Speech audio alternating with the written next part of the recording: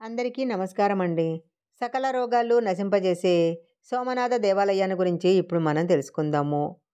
పరమేశ్వరుడు జ్యోతిర్లింగాల రూపంలో వెలిసిన విషయం మనందరికీ తెలిసింది. ద్వాదశ జ్యోతిర్లింగ శ్లోకములో సౌరాష్ట్రే సోమనాథంచ అని కూడా ఉంటుందన్న విషయం అందరికీ తెలిసిందే. అయితే ఈ సోమనాథ దేవాలయం ఎక్కడ ఉంది? ఆ ఆలయం యొక్క విశిష్టత ఏంటి? అక్కడ శివుడు వెలిసిన కారణం ఏంటి? ఇలా అనేక విషయాలను ఇప్పుడు మనం తెలుసుకుందాము. సౌరాష్ట్ర దేశంలో ప్రభాస తీర్థము ఉంది. దక్ష ప్రజాపతికి 27 మంది పుత్రికలు ఉన్నారు. వారందరినీ కూడా చంద్రుడికి ఇచ్చి వివాహం చేస్తాడు. వీరందరూ కూడా నక్షత్రాలు. అయితే చంద్రుడికి తన భార్యలందరిలోకి రోహిణి అంటే ఎక్కువ ప్రేమ, అనురాగము ఉంటుంది. ఆమె వద్దనే ఎక్కువ కాలం గడుపుతూ ఉండేవాడు. ఈ విషయము మిగిలిన భార్యలకు చాలా బాధను కలిగిస్తుంది.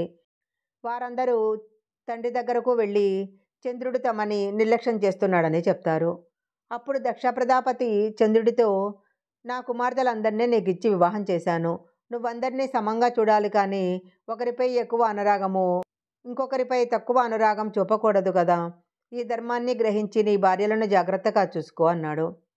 ఆయన మాటలు కాదనలేక సరే అన్నాడే కానీ తన బుద్ధిని మాత్రం మార్చుకోలేదు.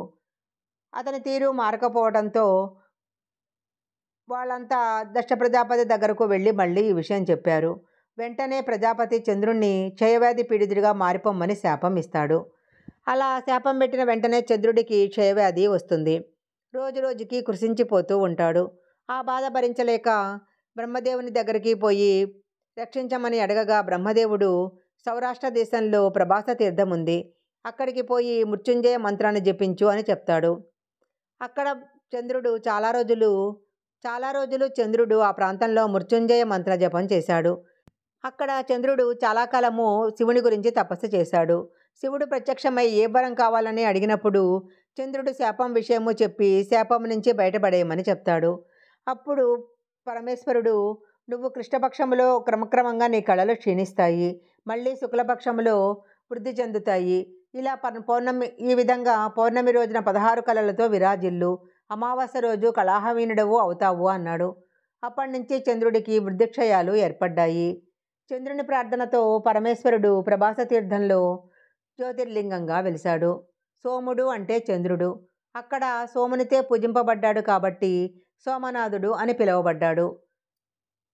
సోమనాథుని కనుక పూజించిన వారికి ఎలాంటి భయంకరమైన రోగాలైనా పటాపంచలైపోతాయి. ఏవైనా మానసిక సమస్యలు ఉంటే అవి కూడా తొలగిపోతాయి. ఈ వీడియో కనుక మీకు నచ్చినట్లయితే లైక్ చేయండి, షేర్ చేయండి. ఇలాంటి మరిన్ని వీడియోల కోసం మా ఛానల్ సబ్స్క్రైబ్ చేసుకోండి.